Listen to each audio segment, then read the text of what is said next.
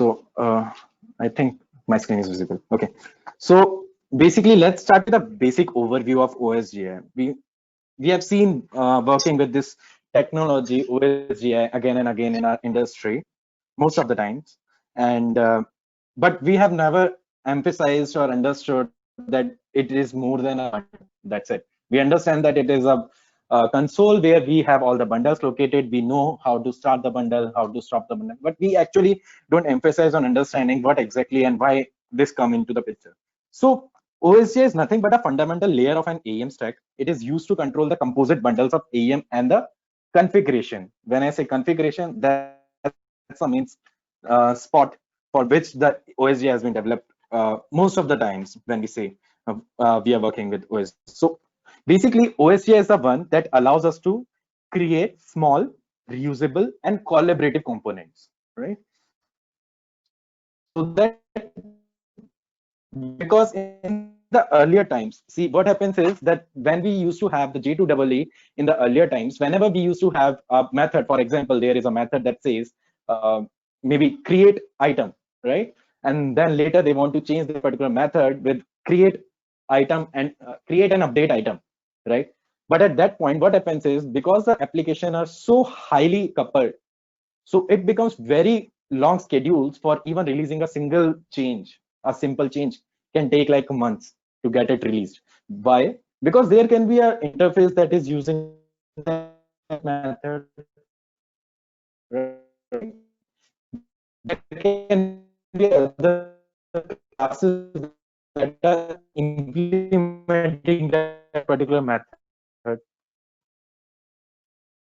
And in the same way, right now it's just OSGI. Go ahead to record the session. I think it is already on. So I will move as per needed. Okay. So now let's understand what we are going to cover in the OSGI. So we will cover pretty much of it. We will try the amount of stuff we can for now because it is a very limited time that we have. So it will be the OSGI architecture that we will cover. We will try to understand how OSGI works. We will cover automatic dependency resolution, how it resolves the I think Devanshu, your voice is breaking. Is it for me only or for everyone? It's for me as well. Yeah, Voice is and we will even cover for me. dependencies, and we will also cover module services and how service registry model basically Yeah. works. That's the most important part of OSGI and how the service and the pick config. Am I audible? Devanshu, your internet is slow, I guess. We couldn't hear in between. Properly. Yeah, Is it it there is any break.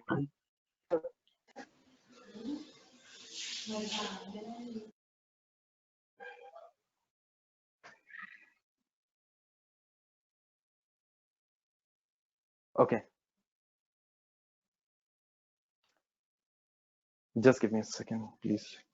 I'm so sorry. I don't know how it happened.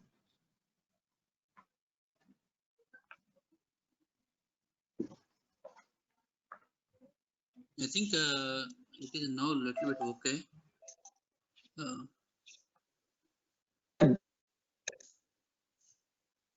I just switched on to another network. Okay, sorry for the glitch. Mhm. Okay, share screen. Yeah, here it is. Share.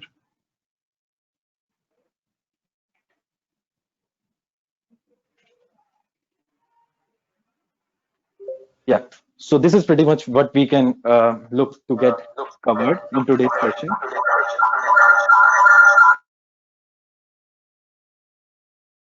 Okay, all right. So again, coming back to the OSGI, everyone good now? Do we have any other technical glitch? Am I audible to all of you? Yeah, now it's better. Okay, all right. So OSGI, which stands for Open Service Gateway Initiative, is the core part of AEM.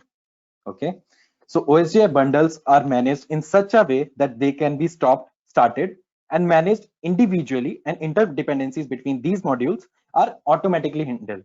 whenever we say that interdependencies are automatically handled, it means if we are having a bundle that is having a dependency on another bundle, and when I say bundle, it's nothing more than a jar that we used to deploy in AEM. So if there is a bundle that is having a dependency on another bundle, so that is one of the concerns that we don't need to figure out, that how it will basically resolve those dependencies, the imports and the exports of on another bundles maybe. So that is taken care by OSGI itself. So each of the OSGI component is contained in one of the bundles, and OSGI is a set of specification that created a development model where applications are composed of different reusable components. Okay, so we have chunked all of our application backend into smaller component pieces, and we are just utilizing them without hindering the other functionalities. For example, if we take out one bundle, it won't affect the other bundles lying in our OSGI console. Okay, so that also means components can hide their implementation from other components and communicate with each other through services. Okay, if we are having a one bundle, then A, if we are having a bundle B, how they are going to communicate. For example, there is a method or something they want to communicate for. So they used to communicate not directly, they always used to communicate with the help of services that you must have heard of or maybe used of already. So services are nothing. It serves like a medium between two bundles to interact with each other. Okay. So if we summarize an OSGI application, it is nothing but independently developed and deployed application. It's like a puzzle pieces. If we take out a single puzzle piece, it is not going to, maybe it is not looking good as a picture, but it won't hinder the other pieces of the puzzle, right? We can just take one out, that's it. We don't need to take care of the other pieces of the puzzle.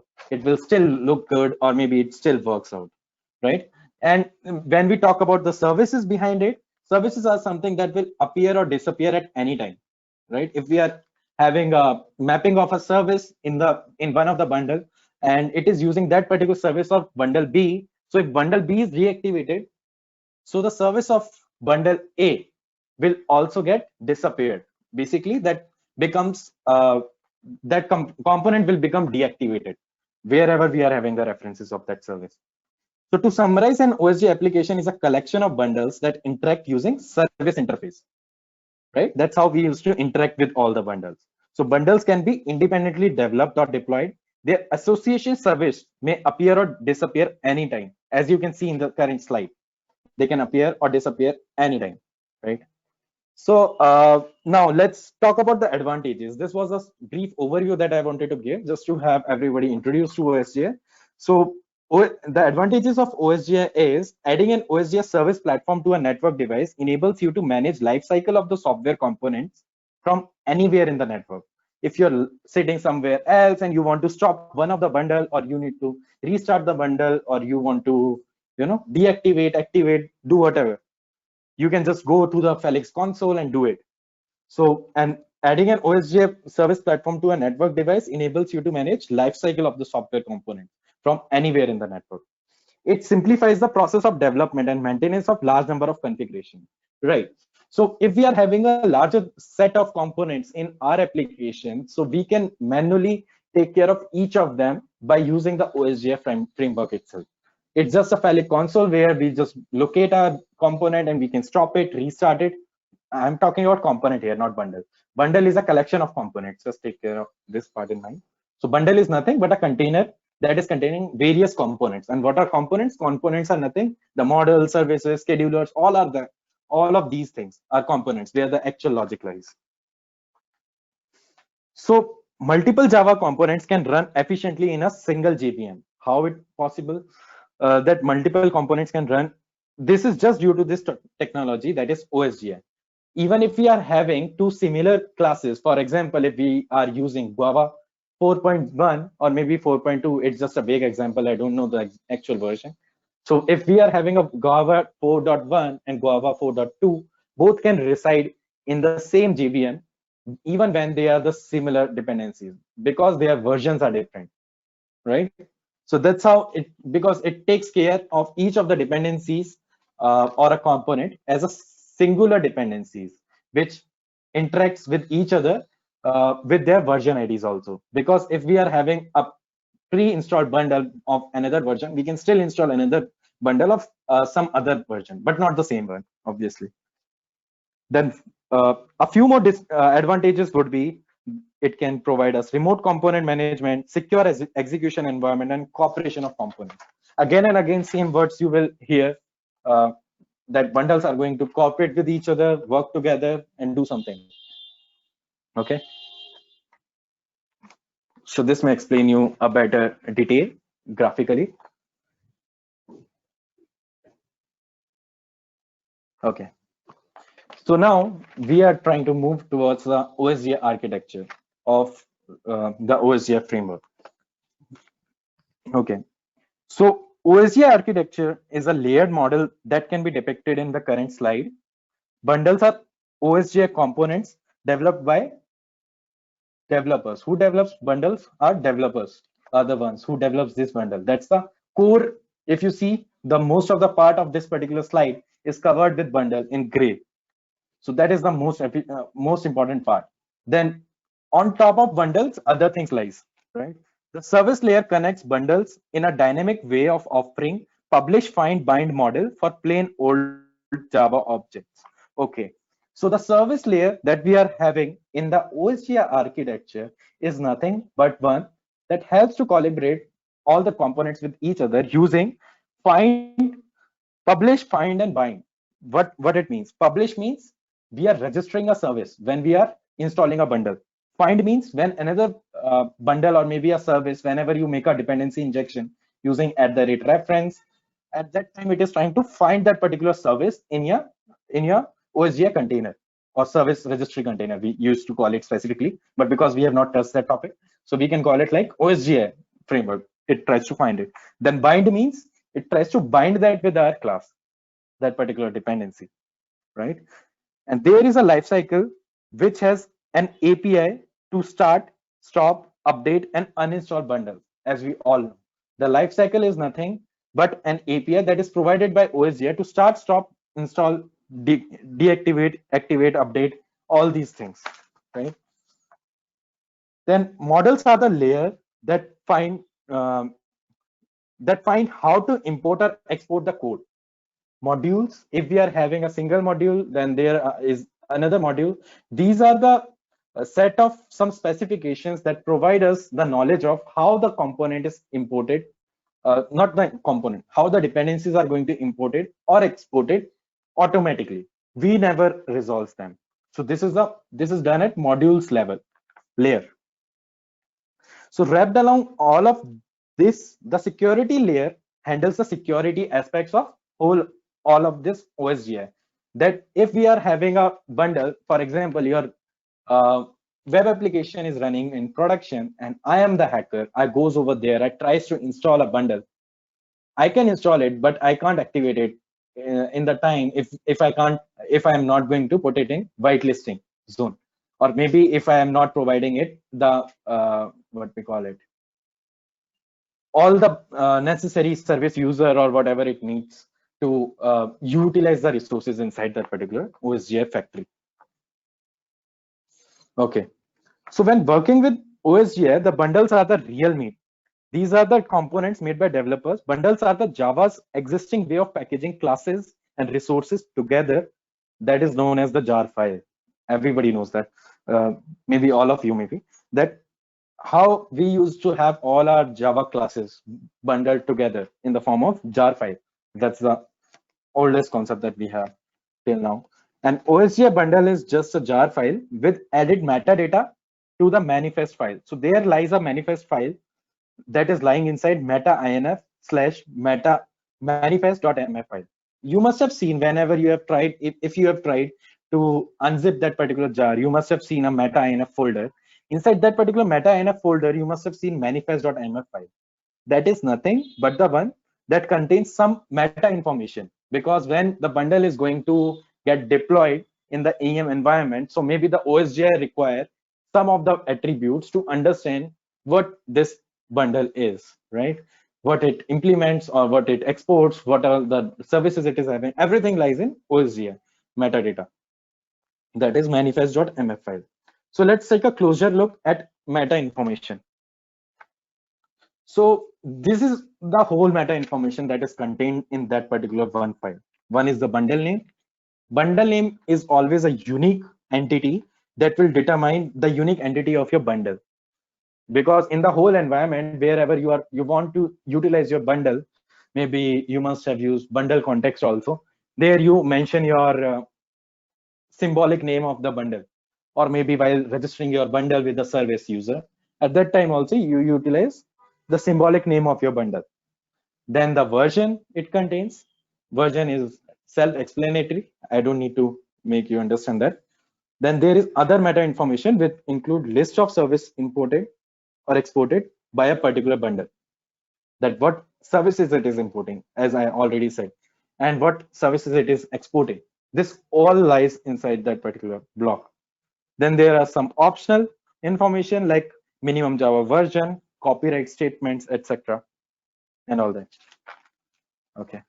So any questions so far? I don't want to rush it. It's okay if we cover less, but let's try to cover the best out of it. Yeah. So our what we want to understand, whatever you are giving the details is more details in the bundles, right? Is whatever the AEM components you are doing, you are giving more details. So what we are looking for means whatever our open questions are, whatever we want to achieve. So can those will be achieved, and what kind of things we have to do to achieve that? Okay, Yeah, I so understand that that, is but our yeah, I understand that, but because I'm low on knowledge of what exactly the aiming points are for the today's session, so I prepared a presentation over the OSGS so that it can be a generic topic to talk about, right? Without knowing what is happening and what is we wanted to achieve actually. okay. If there are the major differences or the delta between this AEM 6.0 and 6.5, and this bundle will be, or whatever the components you are giving in this demo are related to that 6.5 migration, then okay, we can go ahead with this your presentation. But if Yeah, you are obviously. trying, yeah, So then fine. basically, If there you are must. major, Yeah. So you must have known that we used to have the R6 annotations and R7 annotations, right? That were yeah. deprecated after 6.0. And now we are using the OSGI annotation because later in time, we used to have the Felix having control on all the annotations, right? Making you must be using @service. Now we don't use @service when we used to declare a service. We used to use @component because it is a OSGI component. And then we say name equal to sorry, service equal to whatever the service name is, right? In this way. So there are major differences how the things works, because now Felix is in no role to AEM, I should say, and slowly and steadily everything will get removed from the Felix. It can't be completely because there are some major dependencies that Felix provides, but most of it has been already been removed. So OSJ started taking over it. So all the configuration, earlier we used to have the configuration lying as @property, right? If you know, @property is the way by which we declares the configurations in our OSGI, sorry, in our service. That, for example, you want to take the URL from Felix console. So you go over there, you put your @property annotation, it goes over there. But now the change, everything has been changed. Now we used to have attribute definition for that. Okay. So there are Yes, correct. major chunks of things, but before going towards that, I'm not 100% confident that everybody knows the concept. For example, if I'm trying to say that I am going to implement a service having a service registry. Now, no, I'm not sure that if everybody knows what is a service registry is. So we need to have some sort of a theory that can be covered, at least, a small chunks. I don't want to take everything as a part of our consideration, because I understand that we are moving towards understanding how we can migrate a project. It's not about learning. It's obviously about the learning, but not about the entire learning. We can't learn everything, right? So Yes, correct. Yeah. yeah. So, but at least we need to introduce some of the terms before we can proceed, right? Okay, okay. Then I'm okay with that. Then whatever your plan is, Suresh, what do you say? Uh, yeah, Santosh, basically this plan is more concentration migration, definitely, but maybe some freshers also will going to get same training, Santosh. Like we are planning to for it should be useful for not only for you people, maybe some freshers also will join. Let him cover. Uh, oh, let For him sure. cover from some kind of basics as well as some high level. Okay. All right, Suresh. Then. Yep. We can go ahead. Yeah. Thanks. Okay, that sounds great. Okay, so it is self-explanatory. I am not spending much time on it. This is just a meta information that OSGI have in a particular file that will be exposed to OSGI directly when we install our bundle. Okay, so this is a whole of the concept that comes into the picture. Loosely coupled, we can say, or terminology, an OSGI component is what? It is nothing but a loosely coupled bundle. All right, a component is nothing but a loosely coupled bundle that can be stopped started without having a dependency on any other, because if we stop that, it won't render or hinder any other thing. So these are the basic points that you can keep in your mind while understanding the OSGI. That is, imports and export per version it takes. As I've already explained, we can have two same dependencies, maybe JSON 1 and JSON 2.0. If we are having, we can still have both of them lying inside it, but it should be different version out of it. So multiple versions can be maintained in a single repository. Then independent dependencies are independent to each other. Nobody talks to each other. And there is a very classic example of it. Okay, let me tell you that. So the thing is, when we used to have a J2EE application, we used to have a single class path that runs the main class, and from main class, everything gets to run, right? But these bundles, because these are the independent bundles, each bundle has its own class path. So if one thing stops, nothing else will hinder, because it is having its own class path and it is running by taking it as a reference, right? Then we have a error management. For example, a single bundle gets due to some error or some other issue, it is not able to resolve the dependencies. The errors are managed directly by the OSGI framework. Then whenever we are working with respect to OSGI bundle development, at that time we can develop it by a modular thinking, that we should be having our bundles that are mostly reusable services are containing. Second thing we need to take care is that it should be least dependent on each other. For example, if we are having a service that is getting injected in one of the component or maybe one of the model that you have created, so there should be a null check that should signify if there is this service is not there, then also that should not break the flow, right? Because if OSGI is taking care of these things, we can also take care of that. It is just a matter of putting a null check. If the service is not giving us some data, we can have a default statement that can get executed, like a blank array or something that it can be populating, a blank collection. So proper metadata and version management, and these are all the basic things that we can talk about from this perspective.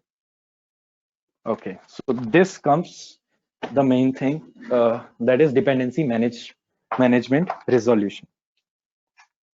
So we have talked about it earlier that OSGI provides a service layer that connects bundle in a dynamic way. So here we have an OSGI container, right, of an existing bundle, and that bundle provides a package. When a new bundle is provided, it is installed into the OSGI container, and then OSGI container will try and hopefully succeeds in resolving the new bundle, right? So this is our existing bundle, this is our new bundle. So new bundle gets installed and it got resolved by some way, right? Some way means obviously it is an automatic framework, so the dependencies are getting resolved. Okay, somehow it succeeded in getting activated basically. So now the container provides automatic package dependency resolution. In that case, the newly installed bundle has a dependency on a service or component in the existing bundle, right? So this new one has a dependency on an existing bundle, right? So modularity is at the core level of the OSGI specification. That's why there is an automatic package dependency resolution that will happen. So this existing bundle can easily be able to get all the required dependencies injected or imported without explicit declaration or doing anything from our end, right? But there is a basic difference between a OSGI bundle and a Java bundle, and that is, in the Java, the contents of jar are completely visible to all other jars. That if we are having some of the jars coming in our way, Java classes coming in our way in a single jar, then all of the content inside those particular jars is completely visible to each other. But here it's not the case. So whatever we want to export, right, we need to explicitly import and explicitly export. For example, there is a class A, class B, class C. So you don't want to export class B and C due to any reason. You can just mention in your metadata that export class A or component A, whatever the package path is, and it will only expose that particular one, and other components can only be able to import that one, not the other ones, because they are not been exported. In the similar fashion, whatever the bundles or the dependencies a bundle wants to import, it needs to be explicitly declared, right? So the jar contents are, by default, all the jar contents are hidden. It's explicit declaration that will allow us to put the dependencies that we want to export or import. Okay. Okay. All right. So a bundle can get a service register or so basically what is happening over here is we are trying to understand the flow, how a particular bundle, that is bundle B, tries to get a particular service and how a service is getting registered. So in a basic layman terms, let me tell it to you rather than going through these slides and all these. There are three things that happen. One, you install a bundle gets activated. Then whatever the services you have declared to be exported goes into a service registry. Service registry, you can consider it as a common pool where all the services are, all the service objects are lying over there. Okay. Now, the second point is that now we have registered that particular service, but now we need to get that particular service also. So the OSGI provides us annotation that will easily help us to get those particular services with their property names. By calling out their property names or maybe calling out their symbolic names, we can be able to register those particular service. So that's a get part of OSGI service that it provides. Now, the most important one, listen. So we never explicitly put any listeners over there that if the service gets deactivated, the references should get into the unresolved state, right? That should be the ideal scenario. If a service is deactivated, so the bundle should also get, not the bundle. So the components that are using those services should also go in the unresolved state, right? So that all things are taken care by OSGI. And why OSGI takes care of these things? Because the OSGI knows the whole life cycle, when the service is getting activated, when the service is getting deactivated. And even we used to have the life cycle hooks like we used to have in React or anyone, that when a service gets activated, there is an activate method that we can say that, okay, when the service gets activated, do this. When the service gets deactivated, do this. Or when the service is, the other methods are just self-explanatory. It will go like, whenever that method will be called, that particular interface will be called, and the implementation and interfaces are taken care separately. That we call any service by their interface names, and the interfaces gets registered. And from the interfaces, we are able to get their implementations done. So it is again a layer of abstraction that lies in front of all the services. So it is not easily be exposed to anyone.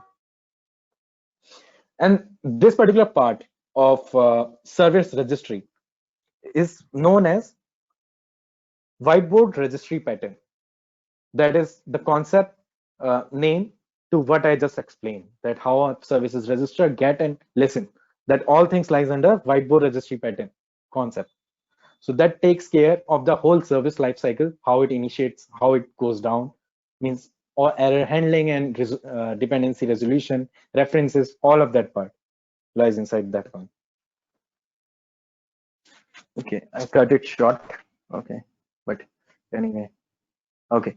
So basically, we used to have a service registry model where we used to have a service provider and a service consumer, as I just told you in the last slide. This is just a detailed overview of that part. that we used to have a service provider, one who is providing the service, a bundle, and one who is consuming that particular service. So first of all, a bundle that is providing a service gets published, means activated, and then the services inside that particular bundle gets registered in the service registry. Then the consumer try to find in that particular service registry, and in that way only, using service registry as the medium, the both bundles interact each other using the service. So now it justifies the initial statement that all the bundles are talking to each other using services. Okay. So this is again a similar sort of an example where we are having a provided service and provided package that is already been provided. Then we install a bundle.jar. Then we activate a bundle. Then automatic package resolution, dependency resolution first of all happens. The imports and exports get resolved. Then manual service dependency resolution that is done by OSGI framework, right? So these are the advantages of the services that we have seen so far. Services are lightweight, lookup based on the interface name, as I said, that it is bind with us interface. Then direct method invocation, we can directly invoke their method. Then it is a good design practice, separates the interface from their implementation and enables reuse, substitutability. I'm not sure about this term. I can get back with this term. Then loose coupling and late binding is what they provide. Yeah, I tried to wrap it a little bit faster. Yeah. So questions, please.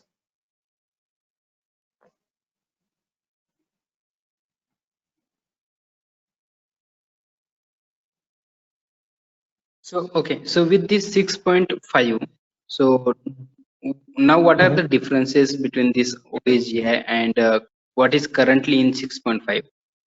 What are the differences? Yeah. All right. Just give me a second. Okay. So over here, whatever the service registry pattern that I have just explained, right?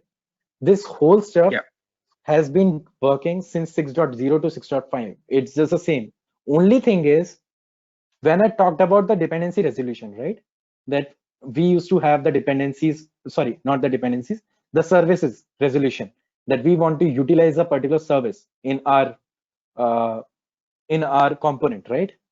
So we can use, earlier those things are provided by Felix programmatically, right? Concepts are given by OSGI, but the interfaces or what we call them, annotations that lies on top of it are provided by Felix that provides all the functionalities.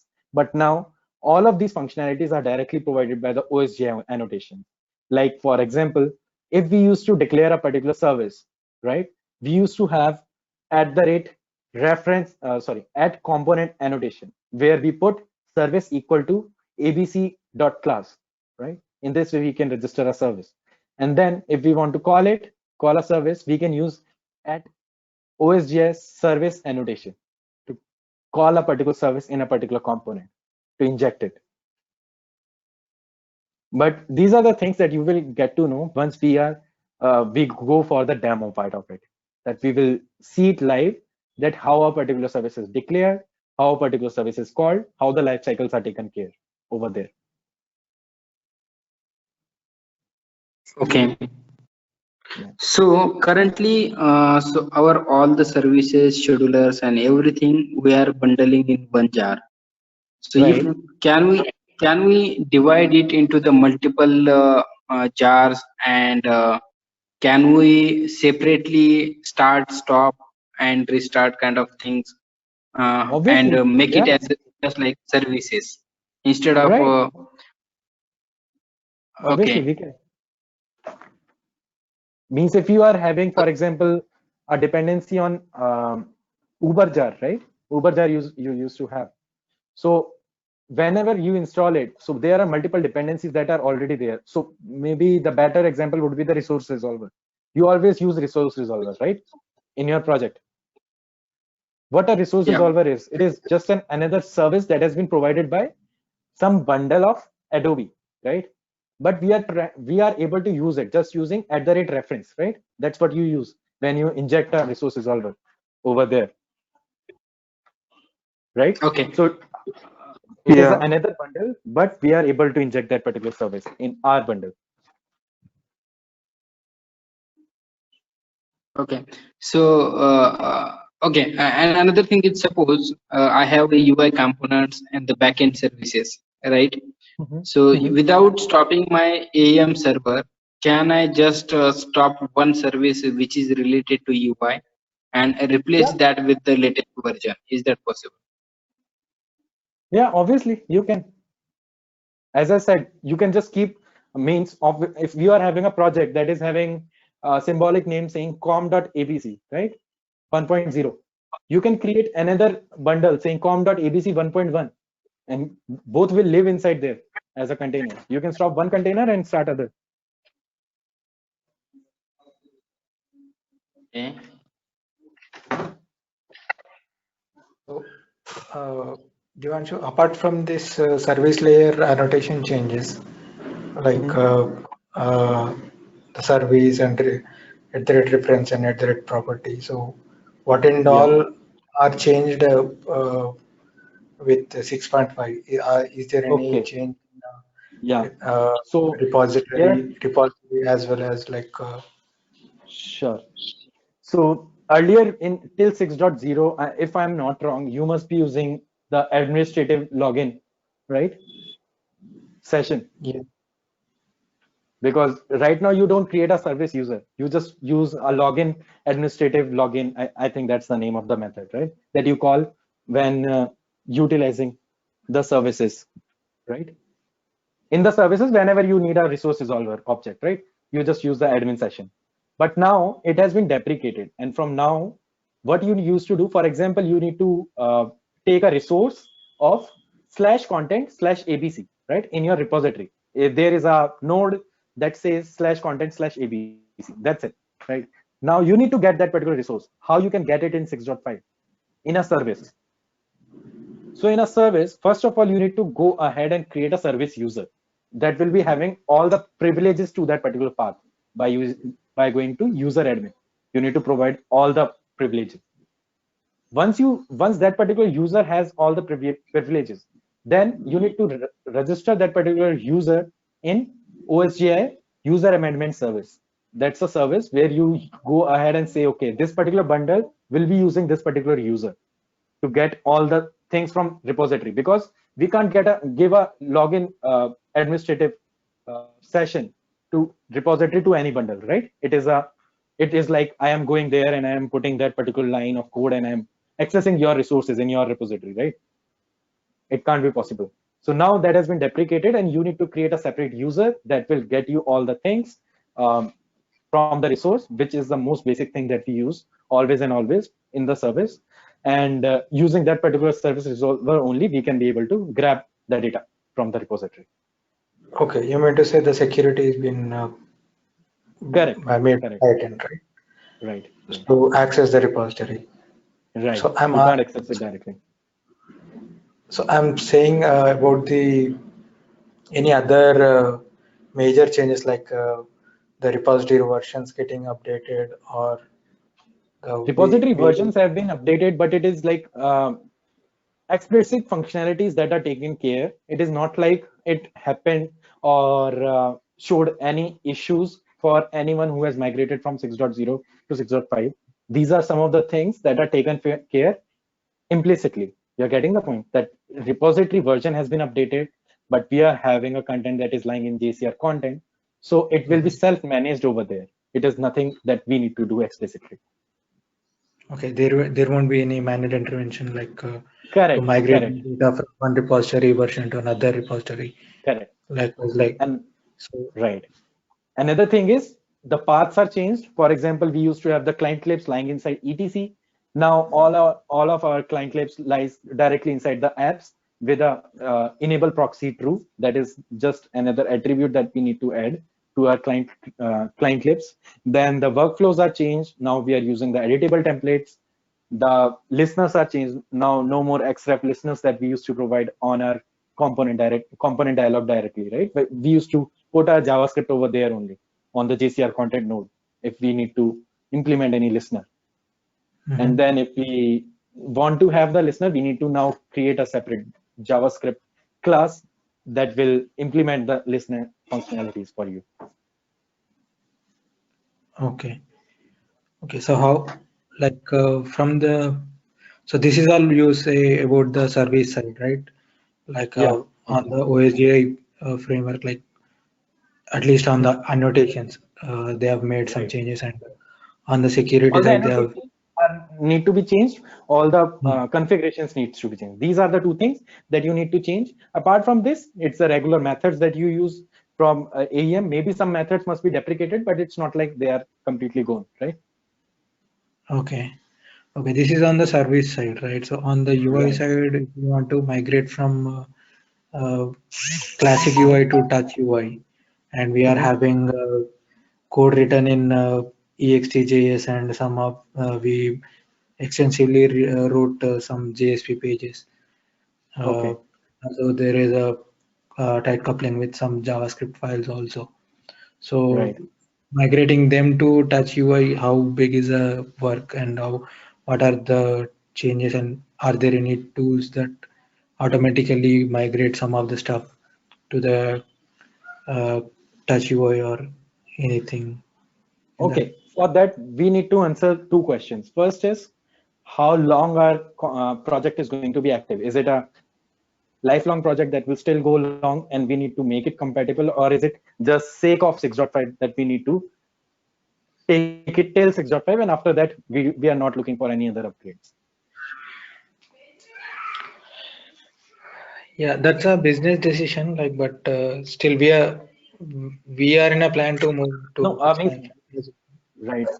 Why Yeah. I asked you that particular question is because we are having the JSPs that are still supported in 6.5, but sooner or later it won't completely get deprecated or something.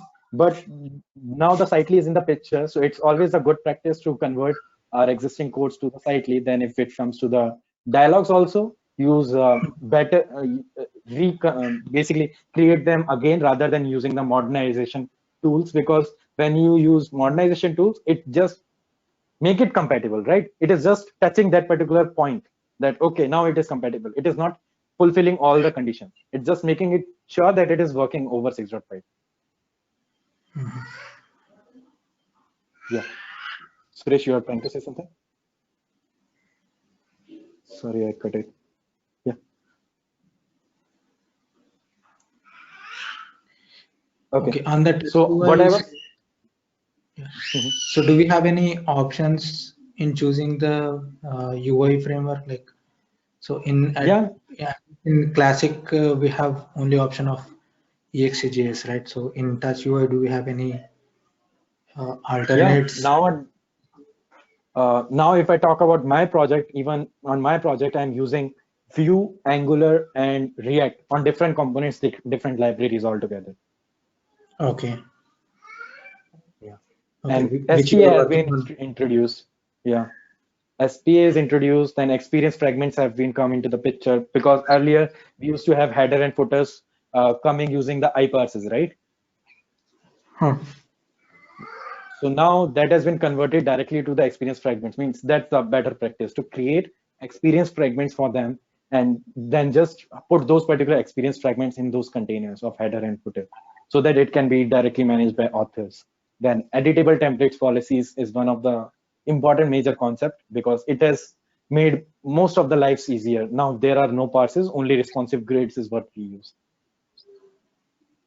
Okay. No parses components now. Right. We use responsive grids. Responsive grids are another parses only, but these are more responsive. That whenever we have whatever the screen resolution, screen size, it adapts it itself. The authoring interface gets adapted. Okay. Okay. And on the service side, if we talk about migrating from Java 6 or 7 to Java 8 or greater versions, how big is the deal? It's not a big, it's just a matter of upgrading the version, because when we are talking about bigger version, it is already understood that it must be containing the version before it, right? If Yes, we yes, are it. saying Java 11, it is having all the functions or methods that we are using from 8 or 7 or 6, whatever. But Mhm. if you really want to make changes or do something with those methods, which you see that these are the functionalities that are redundant, because in Java 8, Streams API has been introduced, right?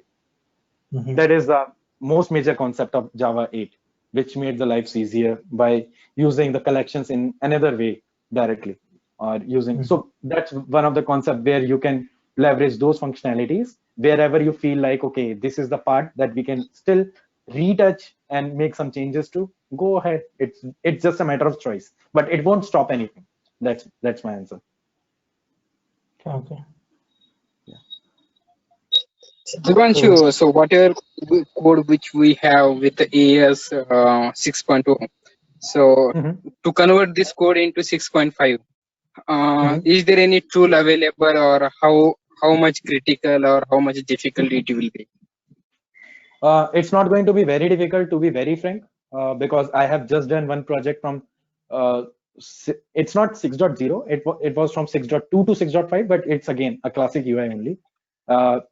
Classic UI project that has been converted from 6.0 to 6.2 even, right? So you got it, that it has been migrating.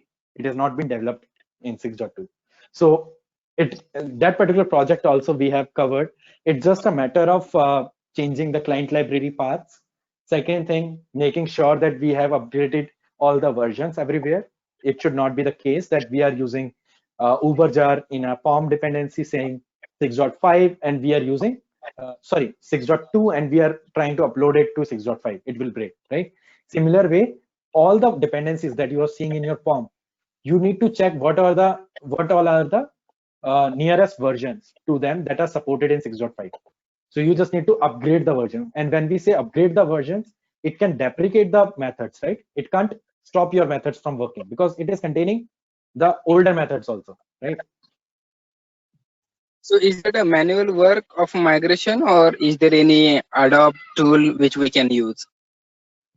For components, you can use the Adobe tool that is modernization suite that converts your older template to editable templates and older dialogues to newer dialogue, the classic dialogues to the touch UI dialogue. Okay. But from backend also, because it is not a major changes, it's just a matter of upgrading the dependencies that even we can do it manually also, right? We can't, we don't need a tool for that, to be very frank. So you have experience with both, means manual as well as using the tool? Yeah, I used to work. I have worked with both of them, and I prefer manually at the first place because in automatic tool, for example, if we are having a very nested structure of our dialogue, right? So it doesn't really create it completely fine. You need to keep testing it and checking that what it has left from converting, and you need to manually go over there and add that particular node that it has missed. Okay, all right. Okay. So in that case, the major effort would go on the UI side, on the components. Correct. The dialogues and the listeners. These are the major effort, and this is one of the painful area to take care of. Yeah. Okay.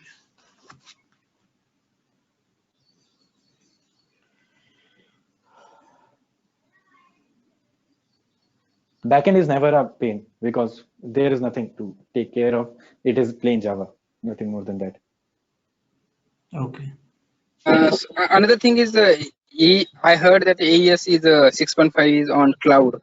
So is that our Kubernetes, AWS, or something else? No. It is a Adobe Managed Services, AMS. So Adobe itself sells the licenses to AMS. What happens is Adobe takes care of all the dependencies or your bundles or project level things, right? From the cloud perspective, it is like a SaaS that it can provide, software as a service, that you don't need to interact much with you don't need to restart the bundle or go over there. There is already the pipelines that they will provide. Use them, deploy your code, test your code, do whatever. And suppose if we want to integrate AEM with some other applications, which is our client application. So is that possible to integrate? Yeah, obviously. from EM. Okay. It's just a matter of installing the bundles and the packages, right? At the end of the day, that's how we interact with AEM. Bundles and packages. Nothing more than that. Okay. Okay.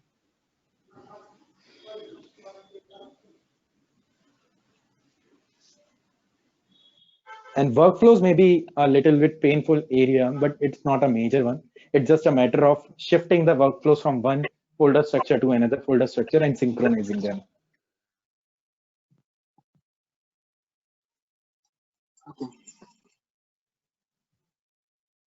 Devanshu, one question. So does 6.5 supports automatic code generation?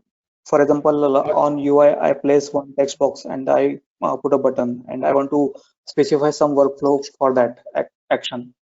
So is it possible with 6.5? Yeah, it is. It's just a matter of putting a listener that will be triggering the workflow for you, right? When you click over there. Okay. Yeah. So, But for that, I need to write a backend code as well. So I'm asking, so is there any automatic code generation?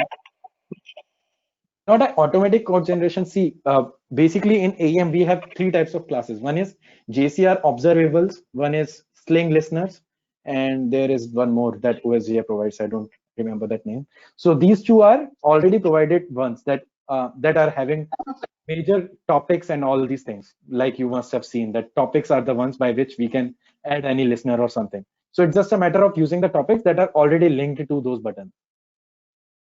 And that will provide you the functionality, but it won't generate any such code for you, for sure. Okay. Yeah. I have one scenario. So suppose there is one page for import and I have two fields. And for that, I need to make changes in UI, controller, services, DAO layer. So if I want to add a new field in that, so how we can minimize the efforts there? There is no way to minimize the efforts. You manually need to add that particular field and inject that particular field in your model, and then utilize that particular model field to your service, or make the method in your service and go ahead. Okay, every layer I need to touch. Yeah.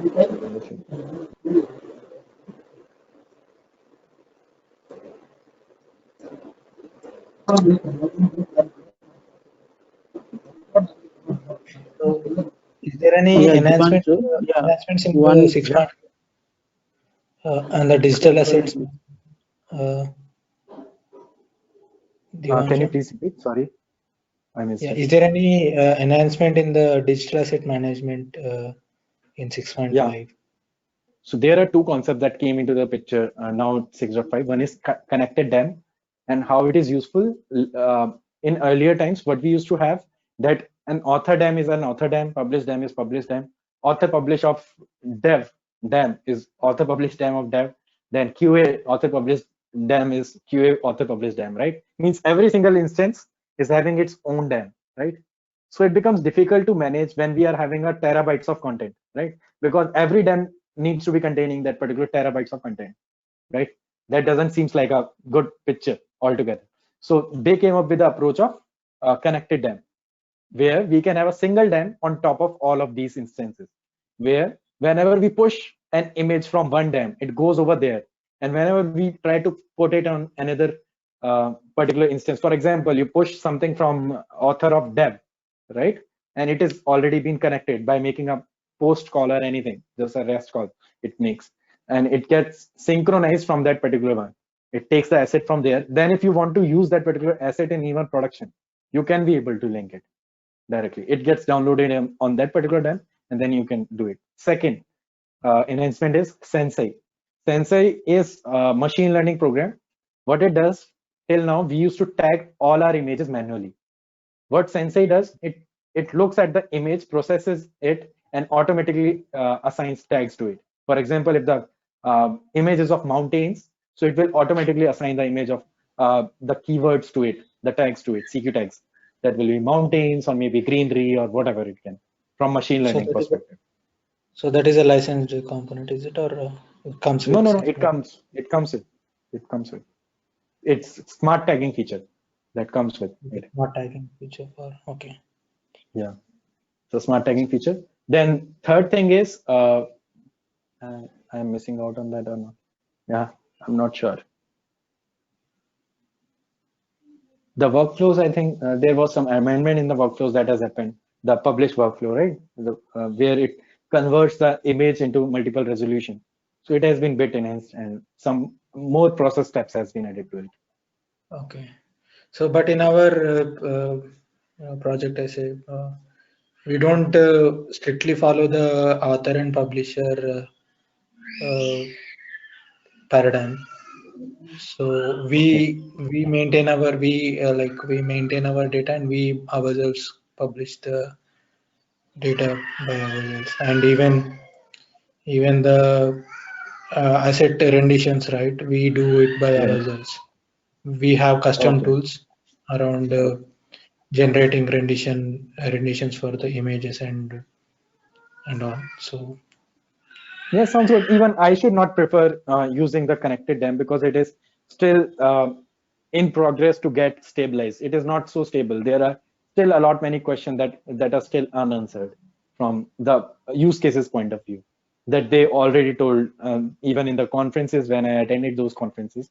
The AEM guys already told us that, okay, you know what, don't use connected asset as a complete picture because if you use it, there are some use cases that are still missing. okay. Because it's a new technology, it will get stable in maybe next version for sure. Okay.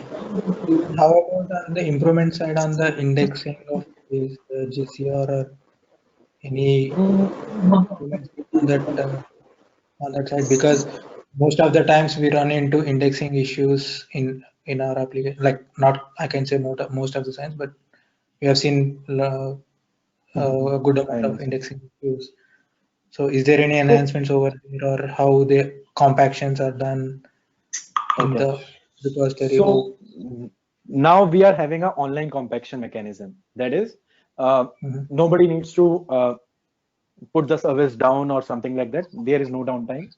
Anybody can go over there. Not anybody. It is a scheduler that runs in every 24 hours and makes the compaction happen. And there is a full compaction that happens weekly, once in week. On the fly when the service is live. Right. There is no downtime for the compaction to happen. And so it basically, you must have understood that it must have saved a lot many efforts for us from the indexing point of view. Second thing, these days, if you are working around a lot more data, I should say don't go with the indexing or the indexes on the AEM. We should now be using more appropriate tools like Solar or Elasticsearch or something like that, right? It makes more sense. Even AEM comes with inbuilt Solar indexes also nowadays. I'm not sure if it has been there since 6.0, but yeah, now I started using it. That Solar indexes can be created from there, and a local Solar can be initiated within the AEM itself. Yeah, we still use Solar indexing, right, Santosh? Right.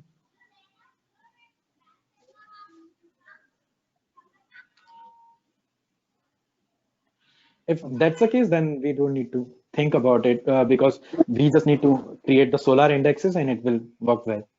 It's an external service. As an external service you use, right? Or internal? Indexing is it is an internal. What it is? It is an internal service, not an external service. Okay, then you must be using the Solar indexes, right? Solar index, rather than property index or Lucene index.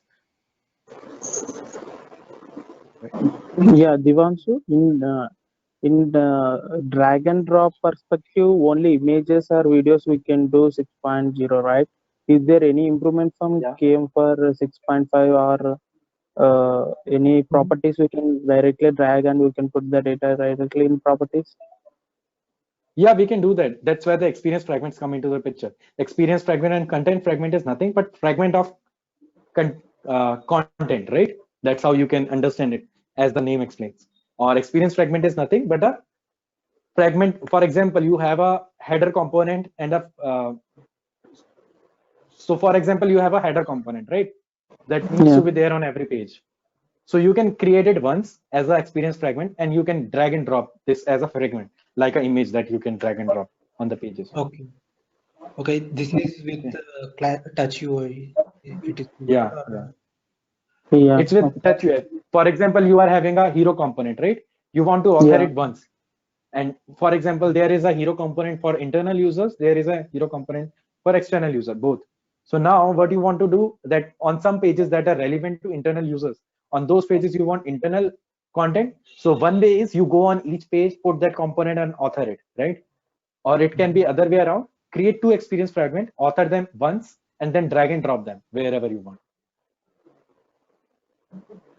Okay. Yeah. So that saves basically your references are lying at one place, right? If even you want to make changes, you need to change at one place, and everything everywhere it will be reflected wherever you want, basically. And still, it is not completely binded like header and footer like we used to have in iParsers. That if one place changes, it changes at all the places, but it is not the all thing. It is wherever you have put it only, right? Okay.